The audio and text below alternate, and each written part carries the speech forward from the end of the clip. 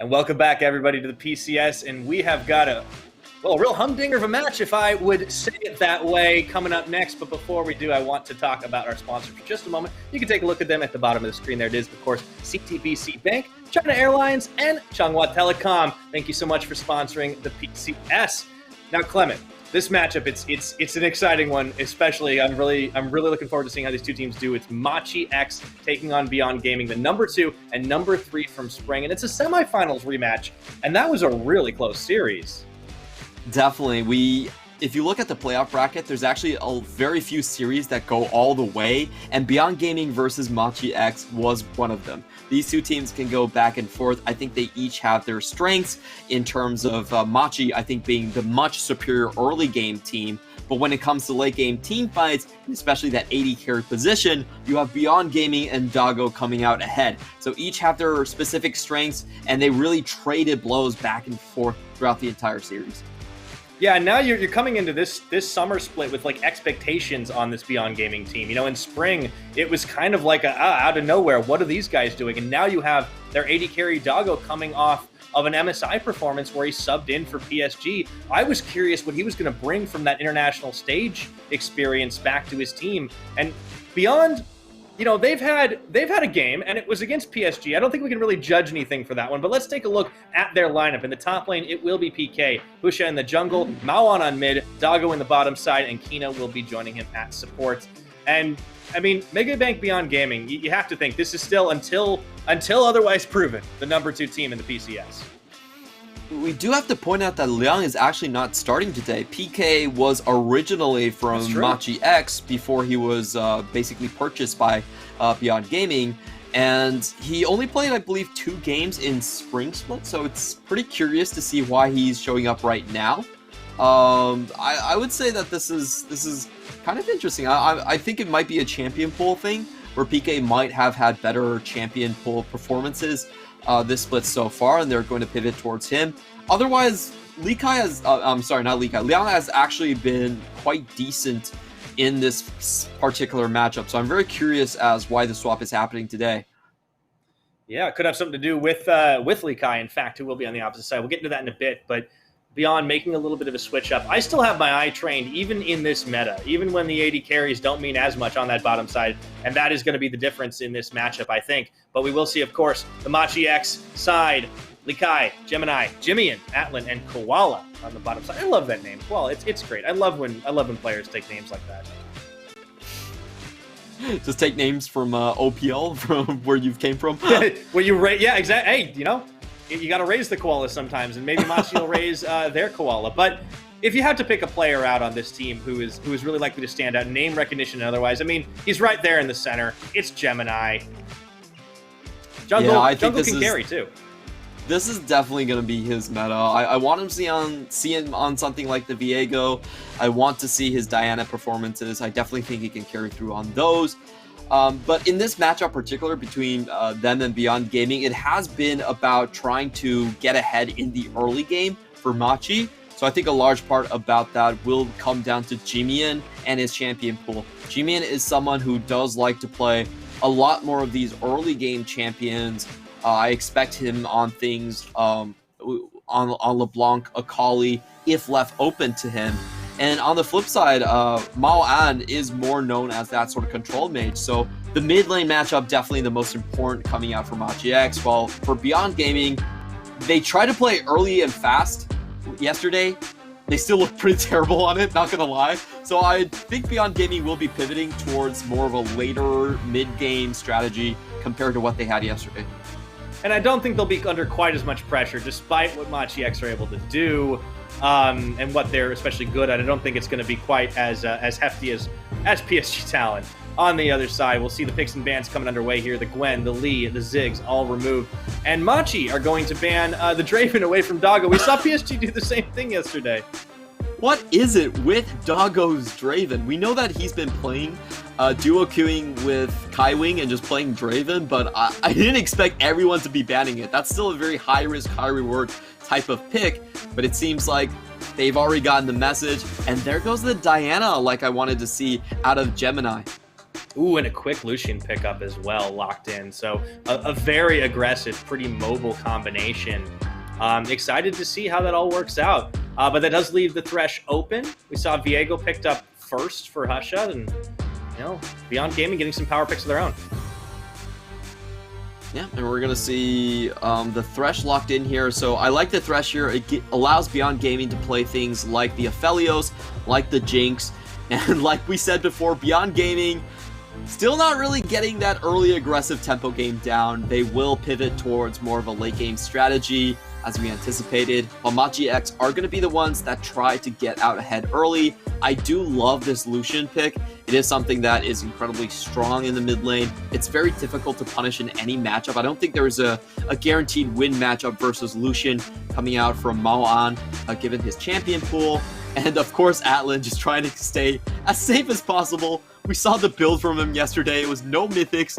He bought a Bloodthirster. He bought Quicksilver Sash, and basically knew his role. If I don't die, I'm doing my job. It's the first rule of League of Legends: don't die. If you can do that, you're already half a step of the competition ahead. So maybe there's something to it. We enter ban phase 2. LeBlanc removed, so now they start targeting out things they don't want Milan on. I will say, usually as an AD carry, your job is to deal damage, so I'm not sure that's definitely, the first but rule. not dying is pretty important. True.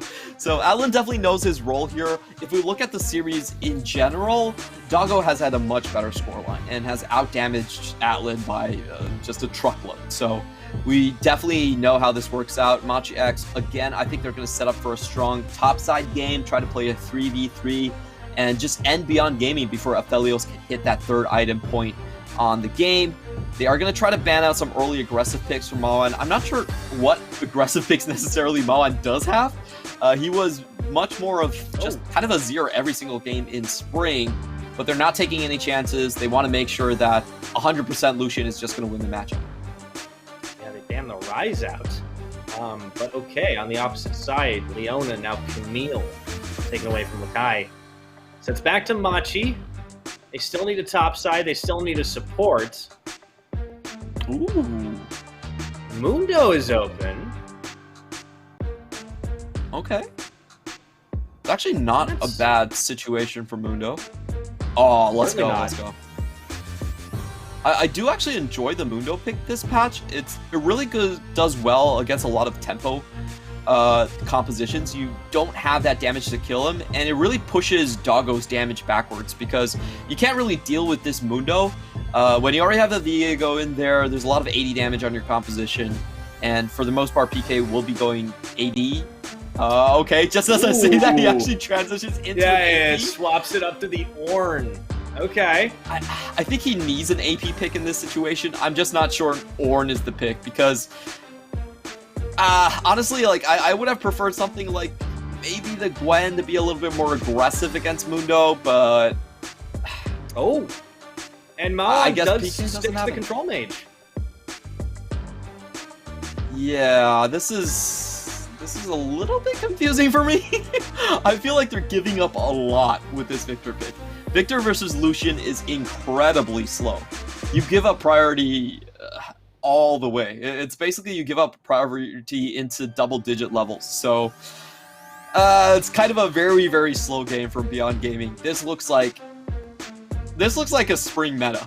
It does not look like anything you would pick on this patch specifically. So yeah, a little curious how they're gonna do.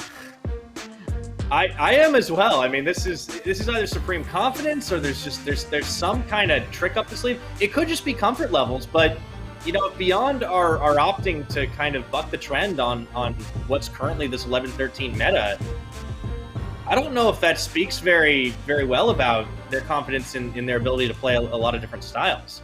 So we're gonna have to see, as we get ready to load up onto the Rift. I know that was a bit of a confusing last couple of picks there, Clement. What did you think of what we saw coming out of Machi at the end? Because it looks like they had some tools to try and keep their people alive too. That Karma came in right at the end. I think the bot lane pick is mainly just to get lane priority. If you are trying to play for more early mid-game centric, then it does make sense that you sort of scuff your front line and go for something like the Karma. It's just there to make sure the mid lane gets pushed in. And Karma plus Ezreal actually has a very, very strong mid game. This is known to be sort of like one of the combinations that has that 2-item poke lead, and you can go all across the map. Not even Thresh and Aphelios is going to be able to wave clear against this. So you have a massive spike around 2 items for Machi, where Aphelios really needs to go. Aphelios, Ornn, and Victor, they all need to go later into the game to have the same amount of impact. So in terms of the draft, I really favor what Machi can do. I think G-Mian's going to be completely unopposed. He's going to run around the map and do whatever he wants. Same for the top lane. It's really hard to kill a Mundo, and we have to talk about the Mundo kind of rework a little bit.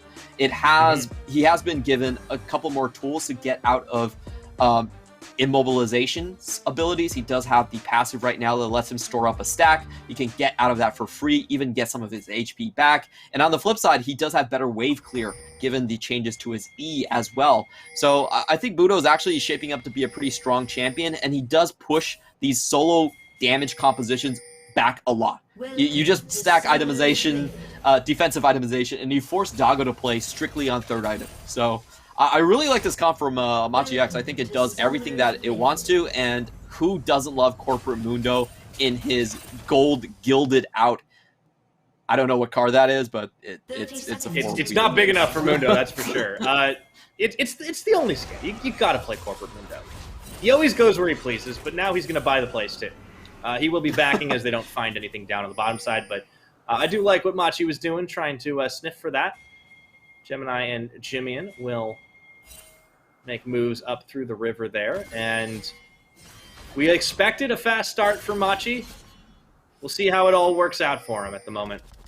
Minions have spawned. Just taking a look at the runes here, these are pretty standard across the board. For Mundo, of course, we have seen mainly just a scaling type of rune setup even after his rework. We do have the magical footwear being selected and also approach velocity, so he can chase up on targets a little bit easier after he lands the infected bone saw.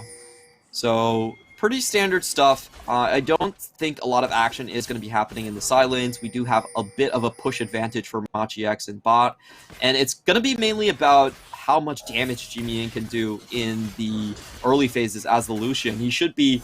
this is pretty much an open matchup for the Lucian, so I think it's really down to G-Mian to get the most out of this pick. Definitely be keeping an eye in that mid side at the beginning of this game for sure. And, you know, there's so many interesting things to talk about in this matchup. But we hadn't even mentioned as much on the Viego, which, of course, coming in for Husha here. I want to see if he can start to get some plays early on. But he's up against the likes of Gemini's Diana, which is certainly not going to be an easy task. Neither of these jungles are really early game ganking jungles. They're pretty slow on the start.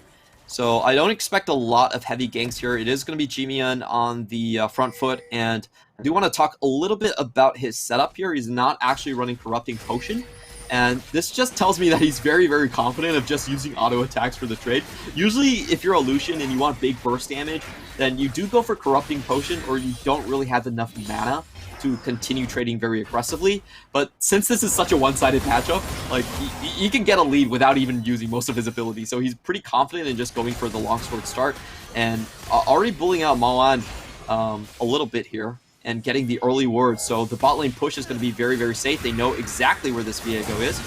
As to be expected. Oop, a little shift out there. Atlan able to easily dodge away from the hook from Kino, and Husha sniffing around level 3.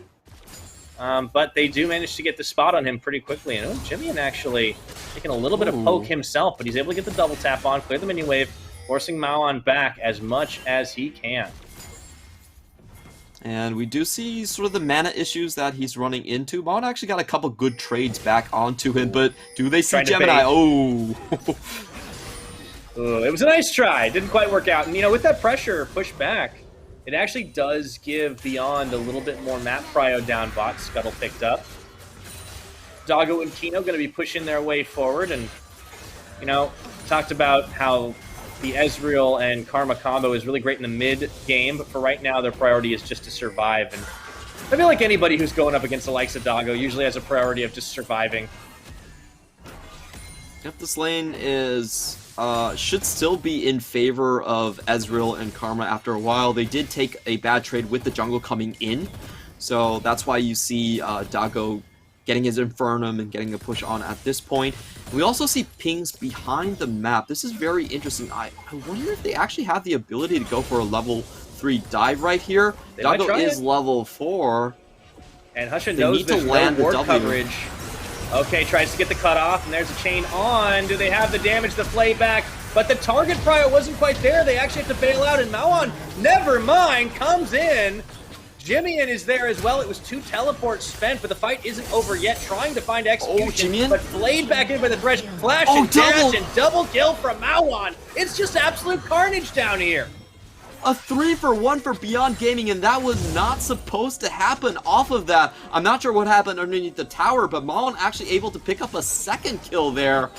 That was, so we'll break this fight down from the start. Husha actually doesn't really get his W on the correct target right here. Actually only lands it onto Koala, so they don't get the first burst kill off of that one, but Mawon is a sniper with his abilities, lands both of them. And I'm not sure how Alan dies here. There's no way Alan should be killed in this situation, but he just, okay. He just stays a little bit too close. Yeah, that was a bit of an interesting set of events right there, but it does mean Beyond Gaming getting off to a pretty healthy start with 2 kills inserted into the pocket of Mawon, and he's going to be able to potentially make up some of the difference here that Jimmy's been putting on him. Culling does come out, though. Mawon's going to have to be a little careful. This goes down to about about 50 HP, but 50% HP, but that's absolutely fine for him. And like you said, it does really change the matchup when Victor gets so ahead. He's gonna get full stacks here. He actually already has his evolved Death Ray, so that's gonna help him wave clear. And there aren't many scenarios where G-Man can actually do what he just did and find a full push onto the bottom side. Into the tower anymore, but at least Machi X, they are going to rebound just a little bit with the consolation prize of an Ocean Drake. Yeah, able to get something for their troubles at the very least, so Machi X not falling too far behind in this game, but for a team that was supposed to be getting ahead early, or at least generally speaking wanted to try and get ahead early, especially off the back of Jimmy, and that's certainly not a win in their book just yet. It becomes a little bit more of a difficult matchup for him to be taking on Mawon, and I do think you were right. You really kind of clocked that he was having a lot of mana troubles early on. The confidence was there to make the plays, but he just never was able to have enough damage to execute or force the Victor off of lane. So he just ended up running out of mana. And it's pretty difficult for the Lucian to get very far ahead. And at this point, I don't think he can really force Mawon's hand anymore. We do have a hover coming in from Gemini. See if, they don't really have any engage here, and they don't have prio, so this bot lane is kind of scuffed at this point. We also have the early Vamp Scepter coming out from Doggo. He just doesn't want to take any poke, and I think that's quite a smart buy. After the Zephyr nerfs, we have seen mainly just the, Immortal Shield Bow being purchased by Aphelios on this patch. As we're starting to see the level 6s come in here for different champions. Another big full channel culling. Ooh, the Chaos Storm forces Jimmy in away. Alan says, I got an R button too. That's really smart. The Chaos Storm does have an interruption, so actually cancels out the culling. Very nicely done right there. And he also picks up his blue buff. No plates taken from this tower whatsoever. And I think Machi X have to swap around their game plan. I don't think they're going to get much out of the mid lane prio anymore. So they should be looking for Gemini and his level 6 wombo combo. But Gemini might be poking his head a little bit too far. Yeah, fortunately for him, Kino and Doggo didn't want any part of that. But right now, the priority for Beyond, they're getting a really free Rift Herald here. Husha is just not contested at all. It's a lot of good coverage. They had Scuttle Crab, and I think that's been the little difference in this game so far has just been the ward control has actually been pretty favorable for Beyond, and it's allowed him to get some of these plays without being seen. Yeah, it's just a lot about the priority, I think. Honestly, this game is going to spin out of control. You're never supposed to get 3 kills in a 4v3 tower dive. That is just getting away with murder. I don't know how that happened. Alan definitely should not have died there, but it did. And now Machi X have to look for very aggressive skirmishes, I think, to pull this one back. They still have a sizable advantage if they fight in this red buff, and obviously you can see on the map right now, Jimian will still be able to rotate to these spots first, but at the same time, the bot lane of Doggo and Kino showing up just means that Gemini is not going to push his luck.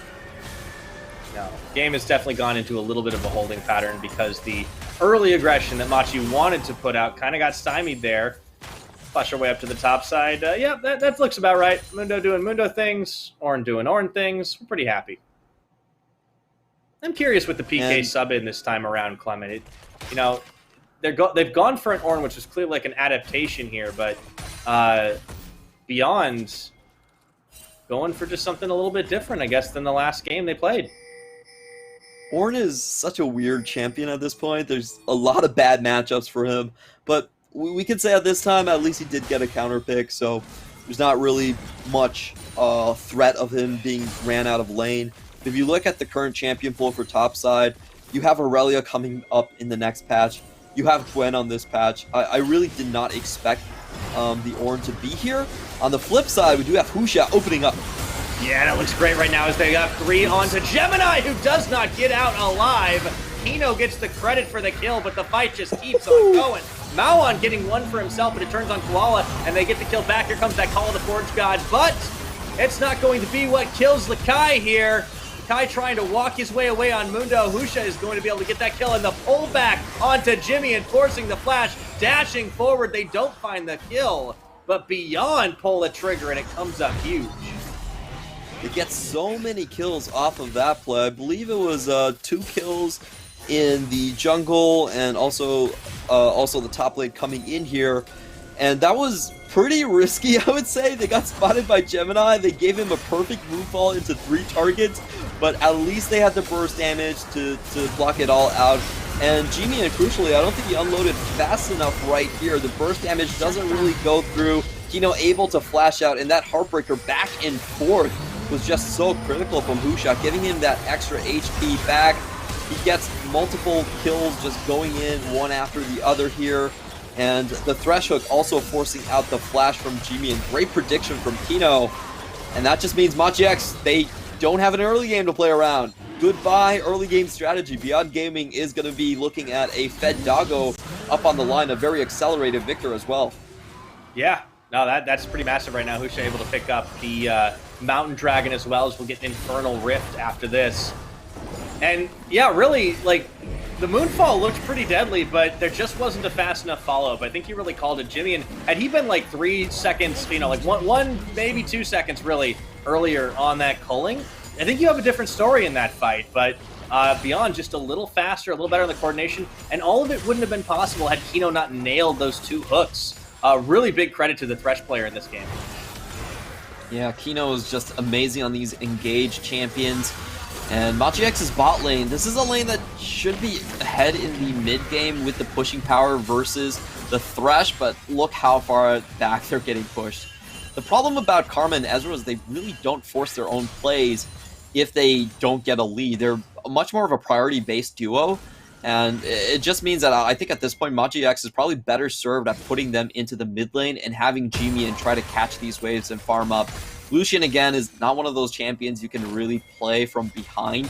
He just doesn't do enough damage. He's heavily indexed into mobility, not even into damage into team fights. So I think we are going to see a swap at some point and just make sure that Jimian can actually catch up a little. Yeah, Jimian definitely didn't have quite as much of an early impact as he would have liked. Not entirely his fault. I mean, Maoan picking up those 2 early kills really started to change things a bit for this mid lane matchup, but you know, we haven't seen solo kills, we haven't seen flashy plays. He's been able to get out of harm's way in a couple situations, but he just hasn't really been able to pop off. You know, only just completing the mythic item, he gets the Gale Force into his inventory, and just hasn't really been enough for this team. So Machi, you know, where do they look now, right? Like, is it just going to be on the back of Gemini? I mean, that Moonfall was great. It's just the follow-up damage wasn't there. think a big issue with this composition come late game is they just don't have enough setup for a good Moonfall. It's basically impossible for them to group Beyond Gaming together, and they have to rely on Gemini basically flanking by himself to get a good Wombo combo going here. Usually you see Diana comboed with Set, and there is no such combo piece this time around. That's Doggo, showing that his bark is as bad as his bite. Had to get that one in. Huh? Thank you, Clement, for indulging. His BM is definitely pretty good. Yeah. I'm sorry, I laughed a little bit slow. My laugh track wasn't, primed up just yet. No, it's okay. I know it was. You were laughing so hard that you just had to mute for a second. I understand. The fight's on here, though. It looks like Jimmy getting found out by Husha. Gets shut down. That channel's so low. Oh no! Mawan just barely finding the damage. Chaos Storm following around. It's quick 1-for-1, in fact. But Beyond, they had their eyes on the turret prize, and they got that first. Yeah, Husha's a jungler that's basically able to out-duel Jimian at this point, a mid lane. So you can tell how far ahead Beyond Gaming really is. And that was a great cover coming in from Mawan as well. Good TP usage. He leaves a lane, but, his bottom lane duo is already pushing on the top lane, so he gets a lot out of that. Now Gemini has to solo catch Mawan. Yeah, going for him right now. Does he have the damage to do it? The gravity field! Mawan, is he really going to walk away from this? I do not think so. Beautiful. Level 9 versus level 11 at the start of that fight, and he finds the solo. That's just the power of Diana on this patch. She is the best late game hyper carry if you want to get a carry in that jungle role, and Gemini put on a showcase right there. I didn't expect that to work. Mawan didn't even have flash. He lost flash in the previous fight, but he was 2 levels up in that one. Yeah, he almost lived to tell about it, but it was just the pixel perfect crescent strike to take the kill. Gemini really flexing his muscle of this one. Meanwhile, down to the bot side, Likai says, "Yeah, it's about time for me to take this tower. I got a call. I got a meeting in 5 minutes. Can you just let me have this?" Able to pick it up pretty easily. Looking for the setup. The bait right now is the Diana is hanging around. Meanwhile, Doggo, talk about flexing right now. Look at this guy's positioning. Oh, Atlan, you got to be careful, buddy. And he's out. Okay. That's a big issue if you start seeing Doggo 1v2 in your bottom lane by himself. That was pretty disgusting to watch, and Atlan even had to burn his heal just to save Koala from going down. Yeah, that's what you got. The heal, you've got the Ezreal trying to stay defensive, you've got Koala on his Karma, and it still is just barely enough. And they'll even get an extra charge into Shelly. She's going down after that, unfortunately. But Machi have to watch that Aphelios now. It's getting scary to deal with. I think this might be a decent game for Anathema's Chains here coming out from Mundo. We have seen this in other leagues, but you basically just put the target onto Doggo and you run at it. You make sure that Doggo can only target you, and you try to take that hyper-fed AD carry out of the equation, or else this game is probably going to end pretty soon. Aphelios is 50 CS up at this point. He has a bunch of tower gold. So I actually want to see the new item out from Lee Kai. Oh, well, maybe we'll get it. Just keep an eye on that item bar. At the moment, though, Beyond Gaming, a 4,000 gold advantage. You talked about towers. It certainly is making a large part of that difference. And for Machi, it just looks like they're trying to find openings on side lanes. That's going to be difficult. Jimmy's going to deliver diminishing returns, and Usha might get delivered directly into the jaws of Gemini. Wait a second, he's got Mawan on his back, but Likai is there as well. Tag team, League of Legends, Mawan so low, and Likai will claim him. Really nice play from Gemini. I thought he was inting a little bit, but he had the correct calculation. His teammates were there rotating in first. Mon falls once again, doesn't have that flash up just yet. Machi actually buy themselves some good time to sort of rush around and establish that Baron control. Doggo? Testing just about everything they can on the Rift here, Clement. Doggo, man, he really loves flashing that emote, doesn't he? Yeah, I think he's just picking it up, and I want to mention that the emote that he's flashing is not even his own team's emote. Yeah. It's the PSG emote, his foster team, essentially. Yeah, I was going to say, technically he's a PSG bot laner at MSI. International stage experience for Doggo. and he won't let anyone forget it. True. Koala just doesn't do anything in this matchup. He doesn't provide crowd control. I don't even know who he's going to try to speed up. He's probably going to speed up Lee Kai, but I don't see that being very effective. This is the problem about Karma in the mid to late game. If you don't use her push early, you don't get a lead out of that. She feels pretty pointless later on. And we do have Anathema's chains coming out from Dr. Mundo. Yeah, that's exactly what I want to see. We're going to have to pay close attention who he actually drops the Vendetta on. Okay, yeah, definitely keeping an eye on it. And, you know, Mundo might be a way for them to deal with Doggo to some extent, but it's definitely not going to be easy. I do like that Machi X have found an answer to the Victor at the very least. Like, Gemini is stuck onto him. We've seen some really good picks just, you know, abusing the fact that he doesn't have a lot of great escapes on his own. You know, once that gravity field is down, you're able to sidestep it, and you can do a lot of work there. The bigger issue at hand is, how do you stop Beyond just roaming into your jungle and contesting every single buff in camp? Yeah, Husha is pretty fed at this point. I like his itemization. He is going for the team fight, delaying the Blade of the Ruin King just a little bit. And so far, I think Machi X just have to wait. Gemini has been very proactive on defending his own jungle. And if they can get a good pick somewhere else, maybe that's their way back into the game. Also, I want to point out that Dr. Mundo has actually been having a pretty good time against PK in that bottom side. You know, he has been able to push him back multiple times, take a tower directly under his nose. So Machi X do have a couple of tools here, but they do have to avoid Beyond Gaming when they're grouped. Yeah, and avoid that flash hook as well. Kino, that windup was good, and it was just a few pixels away from landing.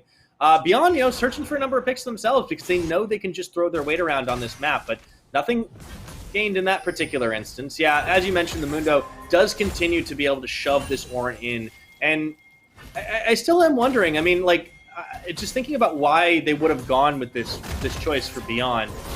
You know, I like to call the Forge God if you're going for like a big team fight. We haven't seen a lot of that. You know, maybe it's for the Masterwork items. You have to think it's weird to pick a champion just for that kind of thing. But it is an interesting choice here for Beyond Gaming. They are making it work, at least the rest of the Rift, but I want to see what PK is going to end up delivering in this game. If you get away with Ornn's early game, then he's a great champion. It's just about making sure you pass through that initial hump. And I think Beyond Gaming, they're very comfortable playing with this sort of a composition, front-to-back team fight. They did transition more into this big team fight mentality after they had Mawan on the roster. Before that, they were more of a 1-3-1 comp, especially with Liang. And they did like to play collapse from the side lanes, but this is very comfortable at this point. Machi X definitely have worse scaling. Machi X, honestly, it feels like they're playing a 3v5 at this point. Jimian and Koala both do close to nothing, to be absolutely honest. But Doggo could be out of position here. Doggo feeling supremely confident, stepping forward up against all 5 members of Machi X. Maybe he shouldn't be. That flash is going to get burned, and here comes the Ram Jam as they get a catch on to Gemini. Huge priority target that Doggo is able to take down, and the Dings are going for the Baron. Yeah, that was just a very good vision bait by Beyond Gaming. They faked that they were already on top of the Drake, turn around, easy long-range engage, and Machi X have to go for a desperate round 2. Yeah, 4v5, you can't outsmite that. You don't have your smite, but you need to peel Beyond Gaming off the Baron. Lakai, you gotta step forward. The full channel of the Coling is plugged into PK, but the Baron is down, and now Lakai, caught out, has to burn the flash. And he throws the cleaver out.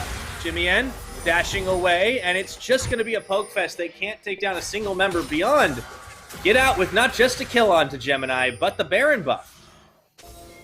6,000 gold lead to boot as well. This game is looking pretty much out of control for Machi X. I really have a difficult time seeing how they're going to get back into this one. And Beyond Gaming aren't even willing to let things go. They're chasing down for more here. Doggo, this is a 4v2. This is a 4v2. This is how confident Doggo is. I don't know if he should be right now. Oh, Gemini wants revenge, and he manages to get it, but he still falls all the same. And it is round 2 of this fight as the rest of Beyond go for the collapse. Husha taking down Koala as this fight is continuing to turn into a chase. Jimian burning that blast cone to get over, and the teleport back to base just for the safe move. Machi, I mean, they can't take anything for free. They got the Drake, but I think they hesitated on the first play. If they turned around, Doggo was actually just dead. That was a pretty good front from Doggo. They didn't know how many members were rotating in and when they were rotating in. Machi X could have just turned around and killed these two guys. But they were like, nah, we gotta run. There's no way Doggo has... Okay, I was just gonna say, there's no way Doggo has balls this big, but it turns out that he was fronting the entire time, and, you know, it actually pays out. It definitely seemed like Machi X got afraid and didn't turn immediately. Sometimes, you know, the confidence, there is a way to bluff in League of Legends, and vision is the way. I think Machi definitely could have turned on that a lot sooner. They get chunked as it is just from Doggo. I mean, that's kind of insane when you think about it, but as it stands right now, the one thing that Machi really get out of that, besides, well, not shutdown gold, not even, is that dragon. They do slow down the soul take, the soul point. Although Beyond are already pretty far ahead and, you know, still working with that Baron buff on a couple of their members, it does seem like Machi are going to have to be a little more decisive than they have been if they want to make the plays. Now Jimmy is going to find himself caught by Husha. Call the Forge Gods coming out just to help secure that kill. Husha says thank you very much. Meanwhile, Kino getting caught out in the jungle, but the rest of the cavalry has arrived, and Doggo taken down. Atlan, Lakai, the double kill going for Husha, and there are no more members of Machi. I like that instant turnaround from Gemini. He's like, yeah, I'm not even going in. I'm just going to cut the wave and make sure they can't push on our mid lane tower. It's that old Simpsons gif, you know, he walks in, puts the hat on the peg, takes it off, and goes right back outside. Not touching that one, do not want. I was thinking about the brush gif, you know, where Simpson walks out of the brush, he's just like street, and then backs back into the brush again. You know, there's been a lot of mileage so on that one memes in League Esports over the years, and you can just like Photoshop like a team logo onto like onto Homer Simpson's shirt and just like make that work. Like, I have to give some credit. Very good memes from the League community over the years. They've been very entertaining. So have I. Gemini goes in. That's not going to do anything, though, I'm afraid, and it's just too powerful on the side of Beyond Gaming. They just throw their weight around, and Gemini, he goes in, but it turned out to be a suicide mission after all. That's one inhibitor, two inhibitor. Are they going to go for a round 3? I don't think they need to. They can just keep this pressure on as the death timer is still ticking for the jungler and the AD carry. The Ram Jam going to go ahead and try to knock up the Mundo, though he does have that passive on. And look at the damage. They just shred down the towers, throw down that gravity field to try and deter Jimmy from doing a damn thing here. And even though their health bars are a little low, they can just make it happen. Clement, this is going to be a sub-27-minute game as Beyond Gaming will finish off the Nexus, taking their time to deal with Lakai. They may not be able to kill him, but they certainly can take the victory here. Really good adjustments coming out from Mega Bank Beyond Gaming. You know, they have PK coming in with his patented Ornn, and they play outside of the meta. They play this front-to-back composition that really feels like it belongs in a different era, but they make it work. This is something they're super comfortable with. On the flip side, I feel pretty bad for Machi X because I felt like they had the better draft, the better composition that suited their style. Unfortunately, their early game mishaps were just way too big to overcome. There was no reason that they should have given up 3 kills in a 4v3 dive, where they also expended the teleport. Atlan should not have walked back and just gave Mo on that second kill right there. And through that point out, I felt like their game really got scuffed. Their lanes that they have to win in the Koala Karma, and Jimian's Lucian did no impact in lane. In fact, they lost their towers before the opponent. So it was a 3v5 from that point onward. Yeah, you go all in on specific things. You need to have like a good snowbally early game, or at the very least, you need to be able to bully down. I think it was really unfortunate for Machi X that the Victor claimed 2 of those kills quite so early. But you're right, it's error in execution. It's error in, I think, just map awareness, like realizing how that dive was going to go and just kind of running around like a bunch of headless chickens. It started from there, but you could see these micro decisions in these fights were just a little bit. You know, I'm going to borrow a European League of Legends term because I was there for quite a while. Just a bit unlucky, I would say. Really just unfortunate with what they were choosing for some of those priorities. You could see Gemini just trying to like pull up those carry pants, but it just wasn't going to be enough. Like I like what Lakai brought with the Mundo. I do think we could have seen maybe a little bit more of like deliberate like chase downs when he could have been very confident in his health bar, but there really wasn't as much of a setup for a 5v5. And you called it, the Karma and the Ezreal, or excuse me, the Karma and the Lucian really just, after a little bit of time, just did almost nothing in those fights. So 5v3 is kind of hard to overcome. Yeah, they don't really have the range or the backline access to deal damage to Doggo. So even with the Anathema's chains on him, he was pretty much unperturbed. Like, his front line was completely intact. Mundo couldn't even touch Doggo, so, you know, the damage reduction didn't come into effect whatsoever, and it's just kind of sad because I felt like this game was decided fairly early on before Machi X could really get their groove on. So congratulations to Beyond Gaming. They drafted slow, but they played fast. Yes, they did. And Doggo played confidently, way to front, not just like that through that fight, but like getting onto the front line, like using himself as bait to try and turn some fights where they picked the Diana off and got the Baron. Take a look at how this game went down. And yeah, Doggo definitely huge on the damage dealt to champions. And not to mention, you know, I think pretty respectful performance from Maon in that mid lane. Yes, he got a little bit of help in the early game by picking up a couple of those kills. But he certainly earned every last minute, and I think everybody on Beyond had a part to play, and they did exactly what they needed to. Husha, for me, was close to being the MVP here. He knew that Diana was pathing towards the top side. He called the gank into the bottom lane, and he actually landed all of his abilities there, pulled out just in time to kind of bait Jimmy into overchase. But the MVP still goes to my man, Doggo. 3-1 and 8, 37% of the team's damage, only 40%. That's absolutely ridiculous. And if you look at his gold lead, you don't really expect this in this particular matchup. If you look at Ezreal Karma, that's disgusting, man. It's just Doggo, man. I mean, and this guy, like, it's not just him too. Like, you look at the way the team's built around him, and like what Kino is doing. I loved Kino's Thresh. He had these really aggressive hooks. He was always scary. Even minute 1. We saw those plays where he was not afraid to just try for the optimistic play on the off chance that it might work out. I mean, it's a very aggressive bot lane, and they've kind of earned the right to be. Definitely did. Kino also on the roams was terrific. We got the early skirmish onto Gemini, and that set the entire jungle into Beyond Gaming's hands. And I just think that, you know, once again, most of these cracks are happening from Machi's bot lane. They really need to shore up that lane. I felt like their level 2 went really, really poorly. They actually saw Husha going towards the bot lane, and they still had a bad trade that gave up lane priority, and then that snowballed into a 4v3 tower dive. So they really need to shore that up. They really need to make sure that they're not collapsing under just 2v2 threats. We'll see if Machi X can do that when they play their next game. But we're going to go on cool down for 10 minutes. We'll be right back with more of the PCS Summer. Don't go anywhere.